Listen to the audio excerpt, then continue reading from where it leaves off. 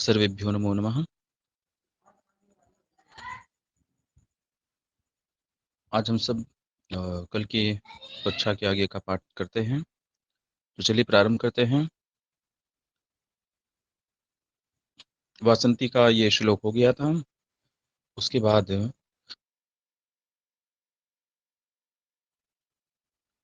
अब सीता कहती है कि सखी वासंती तुम्हें दारुण कठोरा च। हे सखी वासंती, तुम ही दारुणा और कठोरा हो, दारुण और कठोरा हो, बहुत ही निष्ठुर हो तुम। या एवं प्रलपंतम प्रलापयसी, जो ऐसे प्रलाप करते हुए रोते हुए आर्यपुत्र को पुनः प्रलापयसी, प्रलाप करवा रही हो। प्रलापयसी णिश प्रत्यांत है, मतलब कि प्रेरणार्थक। तमसा, तमसा कहती है प्रणय एव व्याहृत शोकश्च, यह तो प्रेम और शोक ऐसा कह रहा है, यह स्वाभाविक है। जो प्रेम है तुम्हारे प्रति, राम जी के प्रति जो प्रेम है, वह ऐसा कहवा रहा है। तुम्हारा त्याग हुआ है, ऐसा शोक उसको है, इसलिए वह वासंत है। रामः सखी किमत्र मंतव्यम, हे सखी इसमें क्या मंतव्य है, इसमें क्या बात है, इसमें विचार की कौन सी बात है। पीछे अभी वासंती ने पूछा कि कथयनाथ कथम बत मन्यसे, हरिणी दृशः विपिने किम भवत। हे नाथ, उस मृग नयनी का उस वन में क्या हुआ। हे नाथ कहिए, आप क्या मानते हैं। अब राम जी कह रहे हैं, क्या कहते हैं। सखी वासंती किमत्र मंतव्यम, अत्र किम मंतव्यम, इसमें क्या मानना है, इसमें क्या विचार करना है, उस वन में तो क्या हुआ होगा, इसके बारे में बता रहे हैं। त्रस्तैकहायन कुरंग विलोल दृष्टेस्, तस्याः परिस्फुरत गर्भभरालसायाः, ज्योत्स्नामयीव मृदुबालमृणालकल्पा, क्रव्याद्भिरंगलतिका नियतम विलुप्ता। देखिए यहाँ पर जो मुख्य क्रिया है वह है विलुप्ता। नियतम विलुप्ता, निश्चित ही विलुप्त हो गई है, नष्ट कर दी गई है। ठीक, क्या विलुप्त कर दी गई है। तो अब प्रथमांत हम देखेंगे। अंग लतिका, अंग रूपी जो लता है, अंग रूपी जो लता है वह निश्चित ही नियतम विलुप्ता, निश्चित ही विलुप्त कर दी गई है, नष्ट कर दी गई है।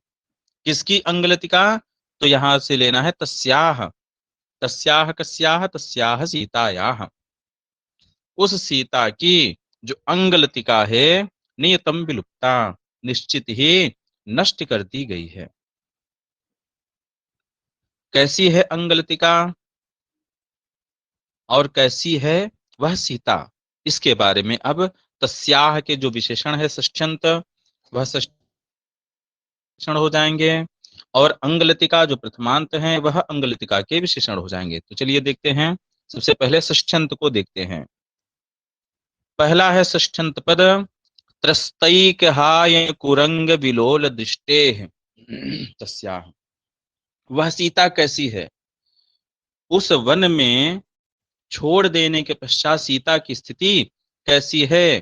तो त्रस्त एक हायन कुरंग विलोल दृष्टे, त्रस्त मतलब डरे हुए, एक हायन मतलब एक वर्ष, हायन माने वर्ष, एक हायन मतलब एक वर्ष, तो एक वर्ष कुरंग माने जो मृग है, विलोल अर्थात चंचल, दृष्टि अर्थात दृष्टि वाली।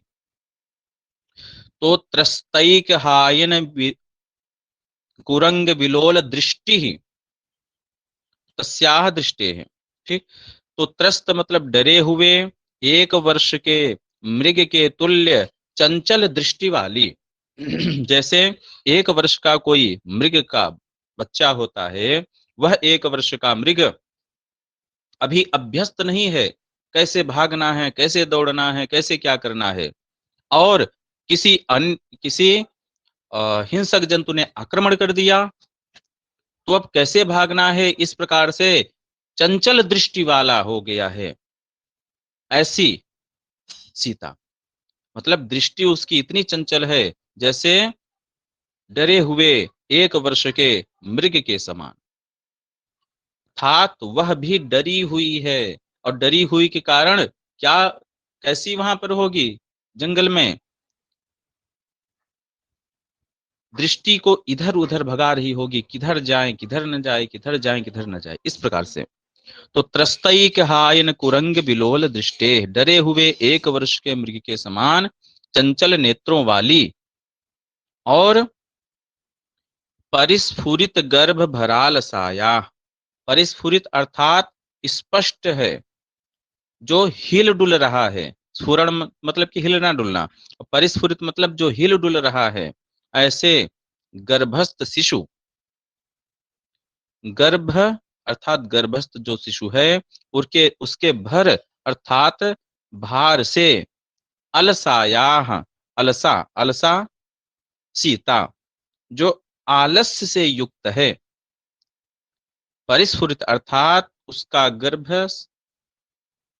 स्पष्ट हो गया है। ठीक, हिलने डुलने का अर्थ अर्थात 7-8 महीने के ऊपर हो गया है, इस प्रकार से, इस प्रकार से। और उसका क्या हो गया है, भार हो गया है। इतना समय बीतने के पश्चात वह गर्भ क्या होता है, भार से युक्त हो जाता है। और जब भार से युक्त हो गया, तो वह जो सीता है वह आलस्य से युक्त, अर्थात अब उतनी चंचलता से उसका शरीर नहीं चल रहा है। तो परिस्फुरित गर्भ भराल साया, कांपते हुए हिलते डुलते हुए जो गर्भ के भार से, आलस्य से युक्त है, ऐसी तस्याह, उस सीता के, जो अंगलतिका है, लता के तुल्य जो शरीर है, वह शरीर कैसा है, वह शरीर है मृदु बाल मृणाल कल्पा। मृदु बाल मृणाल, मृदु अर्थात कोमल, बाल मतलब नवीन, मृणाल, मृणाल अर्थात जो कमल नाल है, उसके कल्पा अर्थात समान। तो कोमल और नवीन कमल नाल के समान जो, कौन, अंगलतिका, अंगलतिका का विशेषण बनेगा, ऐसी उसकी अंग रूपी लतिका। और ज्योत्सनामयीव, मानो चंद्रिका से बना हुआ है, इतनी कांति से युक्त जो उसकी अंग लतिका है, अंग रूपी लता है, वह क्या हुई, क्रव्याद भी, क्रव्य कहते हैं हिंसक जंतुओं को, तो क्रव्याद भी अर्थात हिंसक जंतुओं के द्वारा नियतम विलुप्ता, निश्चित ही विलुप्त कर दी गई है, नष्ट कर दी गई है। पुनः एक बार देखेंगे।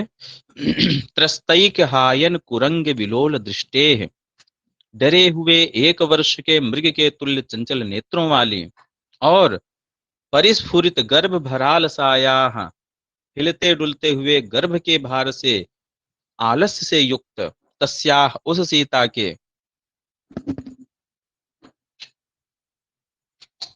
मृदु बाल मृणाल कल्पा, मृदु कोमल और नवीन जो कमल नाल के तुल्य था, ज्योत्सनामयी इव, मानो चंद्रिका से बना हुआ था, ऐसा ऐसी अंग लतिका, ऐसे उस सीता की जो अंग रूपी लतिका है, वह लतिका क्रव्याद भी नियतम विलुप्ता, हिंसक जंतुओं के द्वारा निश्चित ही नष्ट कर दिया गया है। अब यहाँ पर उपमा अलंकार है और उत्प्रेक्षा अलंकार है, दोनों अलंकार यहाँ पर होंगे। अंग लतिका, अंग के समान जो लता, यह उपमा अलंकार है। ज्योत्सनामयी इव, मृदु बाल मृणाल कल्पा, इसमें ज्योत्सनामयी इव यहाँ पर क्या होगा, उत्प्रेक्षा अलंकार होगा। मृदु बाल मृणाल कल्पा, इसमें उपमा अलंकार होना चाहिए। ठीक है, तो इस प्रकार से इसमें ऐसे अलंकार हैं। हाँ, 3 लुप्त उपमाएं हैं यहाँ पर, और कुरंग विलोल दृष्टे यहाँ पर उपमा है, मृदबाल मृणाल कल्पा यहाँ पर उपमा है, अंगलतिका यहाँ पर उपमा है, और ज्योत्स्नामयी इव यहाँ पर उत्प्रेक्षा अलंकार है। चलिए आगे देखते हैं। सीता, आर्यपुत्र ध्रिये एषा ध्रिये। अब राम ने क्या कहा? तस्याह अंगलतिका नियतम विलुप्ता। राम जी एकदम निश्चित हो गए हैं कि वह अब इस संसार में सीता नहीं है। क्या इसमें मानना? लेकिन सीता करे आर्यपुत्र ध्रिये ऐसा ध्रिये। अरे आर्यपुत्र, मैं जीवित हूं, जीवित हूं।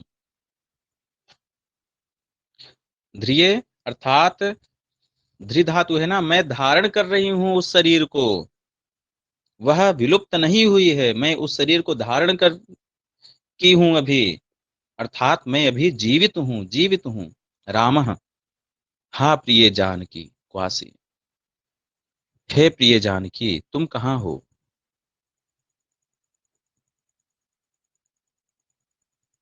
इसके बाद सीता, हाधिक, हाधिक, अरे धिक्कार है, धिक्कार है। अन्यः इव आर्यपुत्रः प्रमुक्त कंठम प्ररुदितो भवति।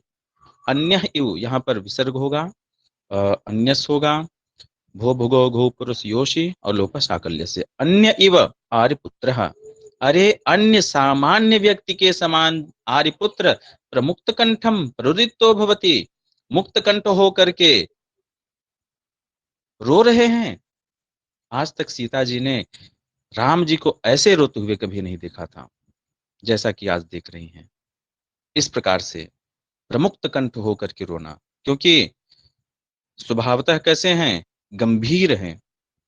गंभीर होने के कारण कभी प्रमुक्त कंठ नहीं रोए, और आज इस स्थान पर आकर के वह प्रमुक्त कंठ रो रहे हैं। इसलिए सीता कह रही है कि अन्य ही, अन्य साधारण समान जिनको हम देखते थे, ऐसे अन्य साधारण व्यक्ति के समान आज आर्यपुत्र प्रमुक्त कंठ रो रहे हैं। तमसा वत्से सांप्रतिकम एव एतत्।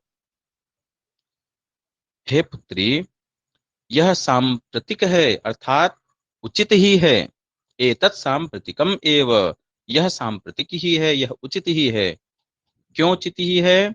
कर्तव्यान खलु दुखितैर दुख निर्वापणानि। यह सूक्ति है, सूक्ति वाक्य। सूक्ति वाक्य किसे कहते हैं? जो सामान्य वचन हो उसे सूक्ति वाक्य कहते हैं, जो कहीं पर भी प्रयोग में आ जाए। तो दुखितै ही दुख निर्वापणानि खलु कर्तव्यानि। जो दुखित लोग हैं, दुखितों के द्वारा खलु निश्चित ही दुख निर्वापणानि कर्तव्यानि, जो दुख का निर्वापण है, दुख की शांति है, वह निश्चित ही करनी चाहिए। तो दुखितों के द्वारा दुख को निश्चित ही शांत करना चाहिए। और वह दुख शांत कैसे होगा? तो बता रहे हैं। पूरोत्पीडे तटाकस्य परिवाह प्रतिक्रिया शोकक्षोभे च हृदयम् प्रलापैरेव धार्यते। कह रहे हैं कि तटाकस्य पूरोत्पीडे, तटाक अर्थात जो तालाब है, जो सरोवर है, उस तालाब में, उस तालाब के पूरोत्पीडे, जब उसका पूर्व अर्थात जल प्रवाह उत्पीड हो जाता है, अधिक हो जाता है, उसमें जब जल प्रवाह क्या हो जाता है? अधिक हो जाता है। सत्य सप्तमी है यहाँ पर पूर्वोत्पीडे में। तो तटाक के, तालाब के जल प्रवाह के अधिक हो जाने पर, पूर्व उत्पीडे, पूर्व अर्थात जल प्रवाह, उत्पीड मतलब आधिक्य। तो तटाक के अर्थात तालाब के जल प्रवाह के अधिक हो जाने पर परिवाह प्रतिक्रिया, परिवाह, परिवाह अर्थात जो उसका परिवह, वह मतलब कि ले जाना, तो परिवह मतलब कि बाहर निकलना। परि उपसर्ग पूर्वक वह धातु से घय प्रत्यय होगा तो परिवाह बनेगा। घय प्रत्यांत हमेशा पुल्लिंग में होता है। तो परिवाह, जो बाहर निकलना है, जल का जो है बाहर निकलना, वह क्या है? प्रतिक्रिया, उसकी प्रतिक्रिया है। जब तालाब में जल अधिक हो जाता है तो वह जल क्या होता है? वह उसकी चहार दीवारी से, उसके मेड़ से बाहर निकलने लगता है, यही प्रतिक्रिया है। और यहाँ पर क्या है, और परिवाह, जो परिवाह हो रहा है उसी कारण क्या हो रहा है, वह तालाब बना रहता है। क्यों? उसका, उस तालाब की जो सीमा है, जो सामर्थ्य है, वह उतने ही जल को ग्रहण करने की है। उससे अधिक जल होने पर क्या हो जाएगा, उसके बांध जो है टूट जाएंगे। इसलिए वह जल को बाहर ही निकाल देता है। उससे लाभ क्या होता है, बांध टूटता नहीं है। यदि परिवाह हो गया। उसी प्रकार से शोकक्षोभे, हृदयम शोकक्षोभे, जब शोक से क्षुभित हो जाए, शोक जन्य जो क्षोभ है, शोक जन्य जो दुख है, शोक जन्य जो चित्त का चांचल्य है, चित्त चंचल हो जाता है, दुखित हो जाता है शोक के द्वारा, तो हृदयम धार्यते, हृदय धारण किया जाता है। किसके द्वारा, प्रलापैः एव, प्रलाप के द्वारा, रुदन के द्वारा। तो शोक क्षोभे, शोक के द्वारा क्षुभित हो जाने पर, शोक जन्य क्षोभ में जो हृदय है वह प्रलापैः एव धारिते, प्रलाप के द्वारा ही, विलाप के द्वारा ही उसे धारण किया जाता है, बचाया जाता है। और यदि प्रलाप न किया जाए तो वो क्या हो, वह हमारे लिए अत्यंत ही कष्टदायक होगा, नुकसानदायक होगा। ठीक है। तो पुनः देखेंगे, तटाकस्य पूर्वोत्पीडे, अथवा पूर्वोत्पीडे तटाकस्य, जब सरोवर, जब तालाब जो है, तालाब में जल की अधिकता हो जाए, तो परिवाह प्रतिक्रिया, उस जल को बाहर निकालना ही क्या होगा, उसका प्रतिक्रिया होगी, उसका प्रतीकार होगा। और शोक क्षोभे, शोक से क्षुभित हो जाने पर, शोक जन क्षोभ में हृदयम प्रलापैः एव धारिते, जो हृदय है वह प्रलाप के द्वारा ही धारण किया जाता है। यहाँ पर दृष्टांत अलंकार है। ठीक है। एक दृष्टांत, पहले जो पंक्ति है उसके लिए दूसरी पंक्ति एक दृष्टांत के रूप में आई, तो दृष्टांत अलंकार यहाँ पर होगा। चलिए आगे चलते हैं। एक और तमसा फिर आगे कहती है, विशेषतो रामभद्रस्य बहुप्रकार कष्टो जीवलोक, यह तो एक सामान्य वाक्य उन्होंने कहा। अब विशेष रूप से रामभद्र के लिए कह रहे हैं कि विशेषतो रामभद्रस्य बहुप्रकार कष्टो जीवलोक, जो जीवलोक है वह रामभद्र के लिए बहुप्रकार, बहुप्रकार कष्ट, विशेषतः रामभद्र के लिए यह जो जीवलोक है वो बहुत प्रकार का कष्ट से युक्त है, बहुत प्रकार से कष्टों को देने वाला है। क्यों देने वाला है यह संसार रामभद्र को अनेक प्रकार के कष्ट, उसके बारे में अब आगे के पद्य में बताते हैं। कहते हैं, इदं विश्वं पाल्यं विधिवदभियुक्तेन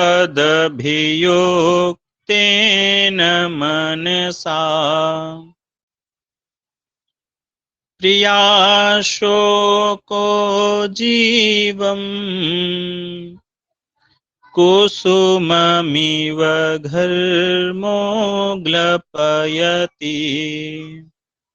स्वयं कृत्वा त्यागम् विलपन विनोदोऽप्यसुलभः, तदद्याप्युच्छ्वासो भवति ननु लाभो हि रुदितम्। अब इसमें तमसा जी बता रही हैं कि रामभद्र के लिए किस प्रकार यह जीवलोक कष्टकारक है, उसके बारे में कहती हैं कि इदम विश्वम पाल्यम, यह जो विश्व है, यह जो संसार है, वह उसका पालन करना होता है, वह पाल्य है, उसका पालन करना है। क्योंकि जगतपति है ना भगवान रामचंद्र जी, चक्रवर्ती सम्राट थे राजा दशरथ जी, तो चक्रवर्ती पूरे भूमंडल पर राज्य है भगवान रामचंद्र जी का। तो इदम विश्वम पाल्यम, इस पूरे संसार का पालन करना है। वो भी कैसे पालन करना है, ऐसे नहीं कि केवल गेहूं चावल ला करके दे दिया और पालन हो रहा है, ऐसे नहीं। विधिवत, विधिवत पालन करना है। और कैसे, अभियुक्तेन मनसा, सावधान मन के द्वारा किसी भी व्यक्ति को कोई कष्ट न होने पाए, प्रत्येक व्यक्ति की इच्छा की पूर्ति हो। जैसे एक परिवार है, परिवार में प्रत्येक व्यक्ति की इच्छा की पूर्ति करना मुखिया के लिए बहुत कठिन हो जाता है। प्रत्येक व्यक्ति की इच्छा की पूर्ति हो, यह एक मुखिया के लिए कठिन हो जाता है। और यहाँ पर श्री रामभद्र जी कैसे हैं? पूरे विश्व का पालन करना है, वो भी कैसे? विधिवत करना है। और अभियुक्तेन मनसा, सावधान मन के द्वारा। और सावधान मन कब होता है? जब स्वस्थ होता है। और इतने कष्ट में, विरहावस्था का जो कष्ट है वो आज तुम देख रही हो, इस विरहावस्था के कष्ट के साथ भी ऐसा करना पड़ रहा है। सावधान मन के द्वारा विधिवत इदम विश्वम पाल्यम, ये है इस विश्व को का पालन करना पड़ रहा है। और क्या करना होता है? कह रहे हैं ग्लपयति, ग्लपयति अर्थात सुखा रहा है। क्या सुखा रहा है? किसको सुखा रहा है? प्रिया शोकः, प्रिया शोकः ग्लपयति, जो प्रिया का शोक है, सीता विषयक जो शोक है, वह ग्लपयति सुखा रहा है। किसको सुखा रहा है? जीवम, जीव को, जीवन को। किसके जीवन को? रामभद्र की चर्चा हो रही तो उनके जीवन को। प्रिया शोकः जीवम ग्लपयति, जो प्रिया का शोक है वह जीवन को सुखा रहा है। कैसे सुखा रहा है? घर्मः कुसुमम इव, जैसे घर्म धूप पुष्प को सुखा देता है। धूप में यदि पुष्प रख दिया जाए तो वह पुष्प जैसे सूख जाता है, उसी प्रकार प्रिया शोक, प्रिया संबंधी जो शोक है वह जीवम ग्लपयति, वह जीवन को सुखा रहा है। और ठीक है, जीवन को सुखा रहा है, लेकिन स्वयं कृत्वा त्यागम, उन्होंने स्वयं त्याग किया है। त्याग कैसा है? स्वयं उन्होंने किया है त्याग, इसलिए विलपन विनोदः अपि असुलभः, जो विलप है, विलपन है, विलाप है, रोना ही है, क्या है? यह विनोद है, प्रसन्नता का कारण है। यदि हमें दुख है और हम रोए नहीं तो क्या होगा? वह विषाद हमारे मन से कभी नहीं जाएगा। इसलिए विलपन क्या है? विनोद है, प्रसन्नता का हेतु है। और सामान्यतः किसी को दुख होता है तो विलाप करके, रो करके उस दुख का निवारण कर लेता है, लेकिन स्वयं उन्होंने त्याग किया है, किसी के सामने रो भी नहीं सकते। तो जो विलपन रूपी जो विनोद है, विलाप रूपी जो मनोविनोद है, वह भी सुलभ नहीं है उनको। रोएंगे तो सब कहेंगे क्यों त्यागे भाई, जब इतना आपको उनसे स्नेह था, त्याग नहीं पा रहे थे, क्यों त्याग दिए, क्यों झूठा दिखावा किए? तो स्वयं कृत्वा त्यागम, स्वयं त्याग किया है, इसलिए विलपन विनोदः अपि असुलभः, जो विलाप के द्वारा जो मनोविनोद है वह भी सुलभ नहीं है। फिर भी तत् अद्यापि उच्छ्वासः भवति, आज भी क्या हो रहा है? उच्छ्वास हो रहा है, सांस उनकी चल रही है। इतने कष्ट होने पर भी कोई नहीं रह पाएगा। तत् अद्यापि उच्छ्वासः भवति, आज भी सांस चल रही है, आज भी उनका जीवन चल रहा है, आज भी वह प्राण को धारण किए हुए हैं। ननु लाभो हि रुदितम, निश्चित ही रोना भी वस्तुतः लाभकारी सिद्ध हुआ है। विलपन विनोद वह दूसरे के सामने नहीं करते थे, लेकिन जब अकेले होते तो अकेले में खूब रोते। तो ननु लाभो हि रुदितम, जो रुदन है वह निश्चित ही लाभकारी सिद्ध हुआ है। फिर से एक बार देखते हैं। अभियुक्तेन मनसा इदम विश्वम विधिवत पाल्यम, सावधान मन से इस संसार का विधिपूर्वक, यह जो विश्व है पालनीय है, इस संसार का विधिपूर्वक पालन करना पड़ता है। और घर्मः कुसुमम इव, जैसे घर्म जैसे धूप फूल को ग्लपयति सुखा देता है, वैसे ही प्रिया शोकः जीवम ग्लपयति, जो प्रिया का शोक है, सीता संबंधी जो शोक है, वह जीवन को, राम जी के जीवन को सुखा रहा है। और स्वयं कृत्वा त्यागम, स्वयं उन्होंने त्याग किया है, इसलिए विलपन विनोदः अपि असुलभः, जो विलपन विलाप रूपी जो मनोविनोद है वह भी सुलभ नहीं है, वह भी उनको प्राप्त नहीं हो रहा है। तत् अद्यापि उच्छ्वासः भवति, फिर भी आज भी राम जी का जो श्वास है वह चल रहा है, प्राण उन्होंने धारण किए हुए हैं। इसका कारण क्या है? ननु लाभ हुतम, निश्चित ही रोना भी वस्तुतः लाभकारी सिद्ध हुआ। यहाँ पर उपमा अलंकार है, ठीक है। कुसुमा कुसुम घर्मः कुसुमम इव, यहाँ पर उपमा अलंकार होगा, ठीक है। इसके पश्चात राम जी कहते हैं, रामः कष्टम भोः कष्टम, राम जी कहते हैं ओह कष्ट है, बड़े दुख की बात है, बड़े दुख की बात है। क्या दुख है उनको, अब आगे बता रहे हैं। दलति हृदयम शोकोद्वेगात् द्विधातु न भेद्यते वहति विकलः कायो मोहम् न मुञ्चति चेतनाम् ज्वलयति तनु मन्तर्दाहः करोति न भस्मसात् प्रहरति विधिर्मर्मच्छेदे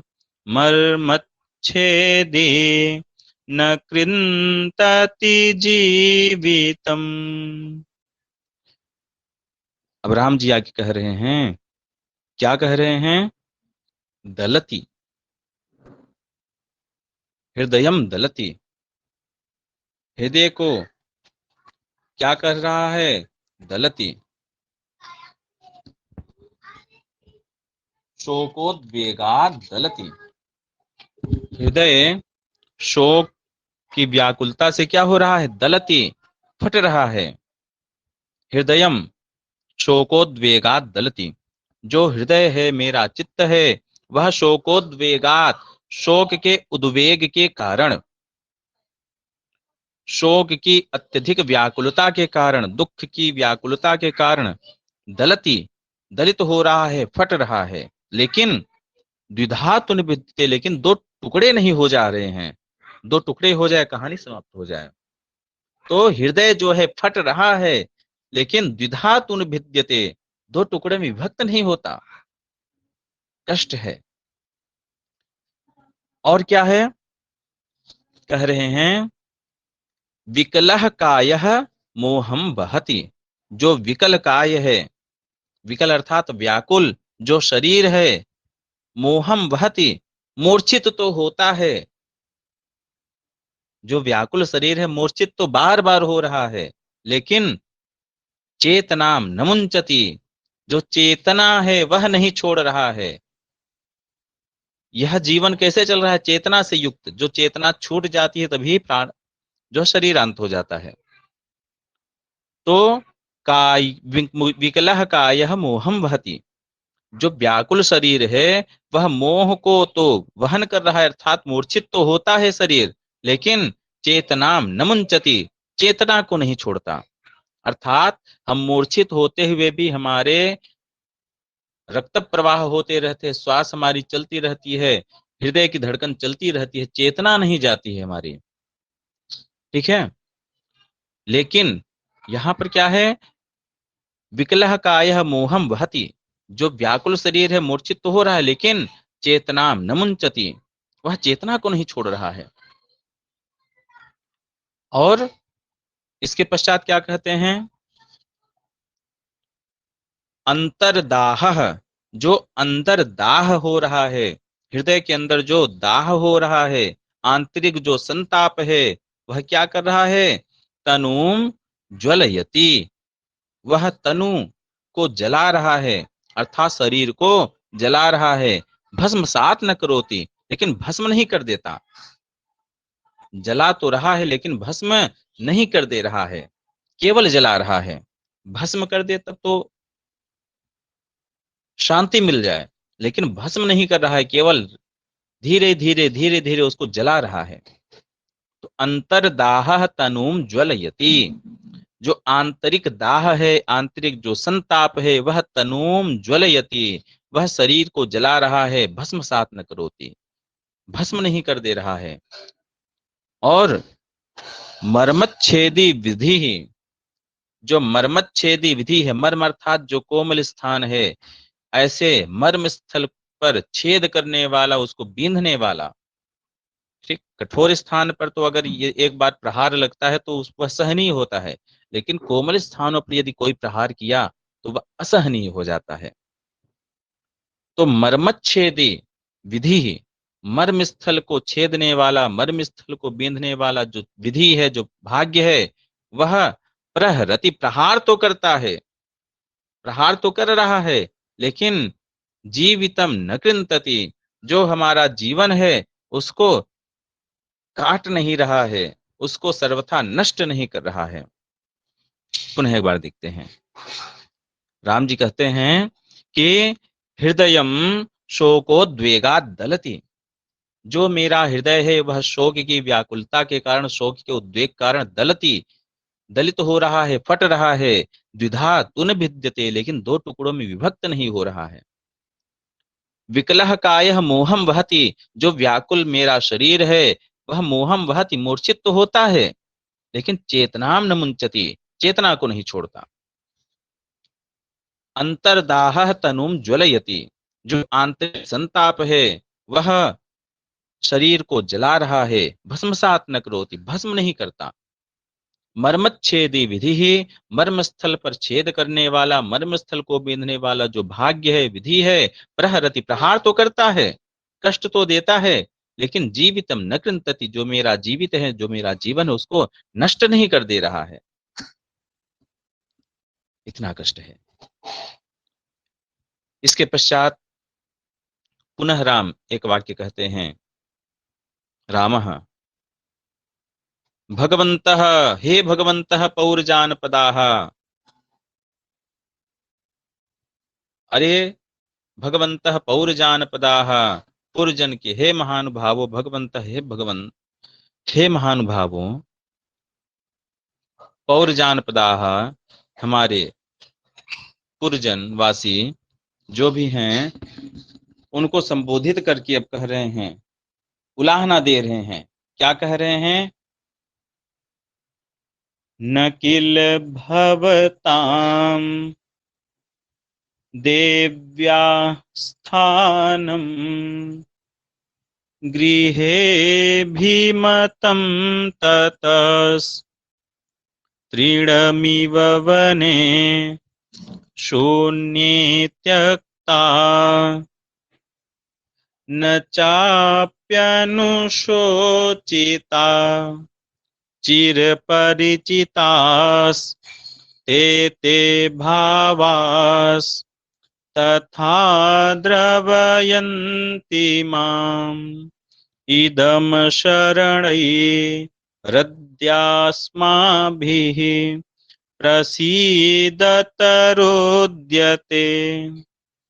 अब राम जी कह रहे हैं कि हे पौरजानपदाः, हे नागरिकों, हे हमारे नगर के वासियों, पुरजन के वासियों, देव्याः, यहां पर क्या है? क्रियापद क्या है? त्यक्ता, न चापि अनुशोचिता, अभिमतम इत्यादि कई कृदंत क्रियाएं हैं, तो अलग अलग कृदंत क्रियाओं को लेकर के हम देखते हैं। तो देव्याः गृहे स्थानम, देवी सीता का घर में स्थान, घर में रहना। भवताम किल न अभिमतम, आप लोगों को अभिमत नहीं था, आप लोगों को किल मतलब वस्तुतः पसंद नहीं था। ततः इसलिए, ततः इसलिए, किस लिए? आप लोगों को सीता का घर में रहना, अयोध्या के महल में रहना पसंद नहीं था, अभिमत नहीं था। ततः इसलिए इसलिए क्या, इसलिए बता रहे हैं कि शून्य वने, शून्य वने तृणम इव त्यक्ता, शून्य वन में जहां पर कोई व्यक्ति नहीं है, उसका परिचित कोई नहीं है, ऐसे निर्जन, शून्य अर्थात सबसे शून्य नहीं, पेड़ पौधे जंतु जीव जंतु हैं, लेकिन शून्य अर्थात क्या है, हमारे उपयोगी जो हमारे जन हैं उनसे शून्य अर्थात निर्जन, शून्य अर्थात निर्जन वन में तृणम इव त्यक्ता, एक तिनके के समान मैंने उसे छोड़ दिया। जैसे तिनके को छोड़ने में कोई कष्ट नहीं होता, ऐसे तिनके के समान मैंने उसको क्या किया, त्यक्ता, त्याग दिया, छोड़ दिया। न चापि अनुशोचिता, और उसका शोक भी नहीं किया कि त्यागने के बाद मैं बहुत रोया हूं आप लोगों के सामने कि लीजिए आप लोगों के कारण मैंने छोड़ दिया, उलाहना भी आपको नहीं दी, उसका शोक भी नहीं व्यक्त किया। और तृणम इव वने शून्य त्यक्ता, तिनके के समान मैंने शून्य वन में, निर्जन वन में उसको त्याग दिया, न चाप्य अनुशोचिता, और उसका शोक भी नहीं किया। लेकिन लेकिन क्या, चिर परिचिता, जो चिर परिचित हैं, अर्थात चिर परिचित कैसे, वनवास के समय में अगर अयोध्या में रहते तो उतना समय नहीं मिलता, लेकिन वनवास के समय में कौन था, राम लक्ष्मण सीता, केवल 3 व्यक्ति थे। लक्ष्मण जी चले जाते अपना लकड़ी इत्यादि के लिए, और यहाँ पर केवल राम और सीता रहते, तो जो प्रेम था वो और भी प्रगाढ़ हो गया था इस कारण से। तो चिर परिचिता, और यहाँ पर पुनः वहीं पर आए हैं जहां पर अधिक से अधिक समय उन्होंने बिताया। तो चिर परिचिता, चिर परिचित, ते ते भावाह, वो जो भाव हैं, चिर परिचिता ते ते भावाह, जो चिर परिचित है, बहुत काल के परिचित हैं, बहुत काल साथ में समय बिताए गए हैं, वो अर्थात पूर्व में जो अनुभूत हैं, पूर्व में हमने जिनका अनुभव किया, ऐसे भावाह, वो जो भाव हैं, वो जो कार्य हैं, वो जो पदार्थ हैं, माम द्रवयन्ति, मुझको द्रवित कर रही हैं, मुझको कष्ट दे रही हैं। अद्य अस्माभिः अशरणैः अस्माभिः, अद्य अशरणैः अस्माभिः इदं रुद्यते, आज जिसका कोई शरण रही नहीं है, अर्थात असहाय, अस्माभिः अर्थात मेरे द्वारा, रुद्यते रोया जा रहा है, प्रसीदत आप लोग खूब प्रसन्न हो, अर्थात उलाहना दे रहे हैं कि लीजिए मैं रो रहा हूं, अब प्रसन्नता मिली आप लोगों को। अशरणैः अस्माभिः, अपने लिए बहुवचनांत का प्रयोग करना होता है, गुरु के लिए, अपने लिए, ईश्वर के लिए, इत्यादि इत्यादि, कुछ लोग हैं जिनके लिए बहुवचनांत का प्रयोग होना होता है। तो अद्य अशरणैः अस्माभिः, आज असहाय होकर मेरे द्वारा, इदम रुद्यते, यह रोया जा रहा है, प्रसीदत, आप लोग प्रसन्न होए। पुनः एक बार देखते हैं, देव्याः गृहे स्थानम भवताम न अभिमतम किल, देवी का, सीता का घर में रहना आप लोगों को पसंद नहीं था, अभिमत नहीं था, ततः इसलिए शून्य वने तृणम इव त्यक्ता, शून्य वन में, निर्जन वन में मेरे द्वारा उसे त्याग दिया गया। कैसे, तृणम इव त्यक्ता, तिनके के समान, तिनके के तुल्य त्याग दिया गया। न च अपि अनुशोचिता, और उसका मैंने शोक भी नहीं किया, व्यक्त भी नहीं किया कि मुझे बहुत कष्ट है, 12 वर्ष हो गए आज तक मैंने किसी से भी उसकी चर्चा भी नहीं की। ठीक, पीछे कहते हैं ना कि उसका तो नाम भी अब कोई नहीं जानता, कोई नहीं याद करता। क्यों नहीं याद करता, क्योंकि उसकी नाम चर्चा राम जी भी नहीं करते। अगर राम जी बार बार कहते तो कैसे उसका नाम भूल जाते सब, अर्थात शोक भी नहीं किया। लेकिन चिर परिचिता ते ते भावाह, चिर परिचित, पूर्वानुभूत, ते ते भावाह, वो भाव, वो घटनाएं, वो कार्य, वो वस्तुएं, माम द्रवयन्ति, मुझको द्रवित करते हैं, मुझको दुखित करते हैं, मुझको कष्ट देते हैं।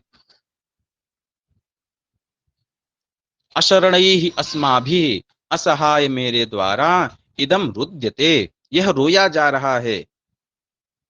प्रसीदत, प्रसीदतु, प्रसीदताम, प्रसीदन्तु, प्रसीद, प्रसीदतम, प्रसीदत। लोट लकार मध्यम पुरुष बहुवचन। यूयम प्रसीदत, आप सभी प्रसन्न होइए, लीजिए मैं रो रहा हूं, यही आप लोगों की इच्छा थी, ऐसा उनका कहने का आशय है। ठीक है, यहाँ पर उपमालंकार है। ठीक है, त्रिणम इव यहाँ पर उपमालंकार है। तो आज की कक्षा को यहीं पर रखते हैं, यदि कोई प्रश्न किसी का हो तो भी पूछ सकते हैं।